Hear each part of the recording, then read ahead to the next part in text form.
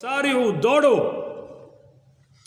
اور ساریو صورت سے ہے کہ جلدی جلدی دوڑو، سپیڈ لگا دو، مقابلہ کر لو، الی مغفرۃ من ربکم، اپنے رب کی بخشش کی طرف جو تمہارے رب کی طرف سے ہے۔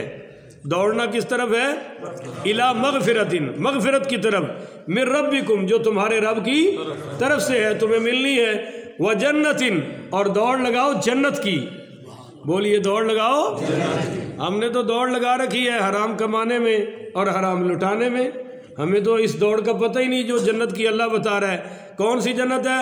ارضها السماوات والارض، جس کی چوڑائی آسمانوں اور زمینوں کے برابر ہے۔ یہ ہمیں سمجھانے کے لیے کہا گیا ہے، وگرنہ اللہ کی جنت آسمانوں سے بھی بڑی ہے اور سارے بولیے زمینوں سے بھی اعدت للمتقین، جو تیار کی گئی ہے متقین کے واسطے۔ اب یہاں یہ بات سمجھ لیں کہ وسارعوا الی مغفرۃ من ربکم وجنۃ، کہ دوڑو تم مغفرت کی طرف سے جو تمہیں رب کی طرف سے ملنی ہے، دوڑو اس مغفرت کی طرف جو تمہیں رب کی طرف سے ملنی ہے۔ اس کی شرح میں حضرت مقاتل بن حیان پڑھی رحمۃ اللہ علیہ ایک عجیب بات فرماتے ہیں۔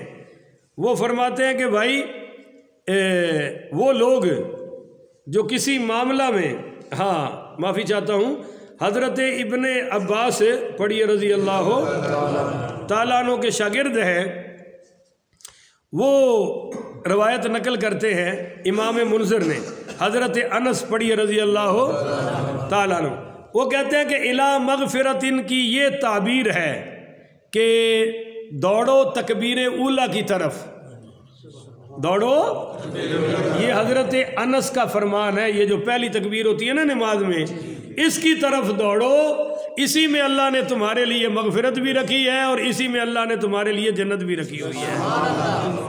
آپ یہاں یہ بات سمجھ لیں کہ ایک حدیث ہے اور بڑی کمال کی حدیث ہے، کہہ دو سبحان اللہ۔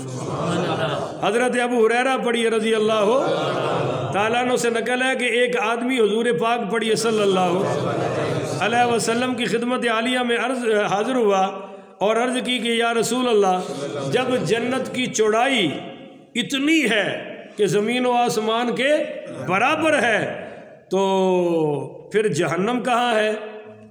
جہنم کہاں جائے گی؟ جب جنت اتنی بڑی ہے، جنت اتنی بڑی ہے تو جہنم کہاں جائے گی؟ تو میرے نبی کریم صلی اللہ علیہ وسلم نے فرمایا تم بتاؤ، جب رات ہر چیز پر چھا جاتی ہے تو دن کہاں ہوتا ہے؟ بولیے دن۔ تو وہ کہنے لگا جہاں اللہ چاہے، تو فرمایا جب ہر طرف جنت ہوگی تو جہنم جہاں اللہ چاہے، بولیے نا جہاں اللہ چاہے۔ تو اس لیے فرمایا آپ یہاں ایک اصولاً بات یاد رکھ لیں کہ ہر نیکی جنت ہے، بولیے ہر نیکی جنت ہے، اور ہر نیکی ہر گناہ جہنم ہے، بولیے ہر گناہ اس کا اینڈ جہنم ہے اور یہ جہنم کا سبب ہے، اور ہر گناہ کی جڑ جہنم ہے اور ہر نیکی کی جڑ جنت ہے۔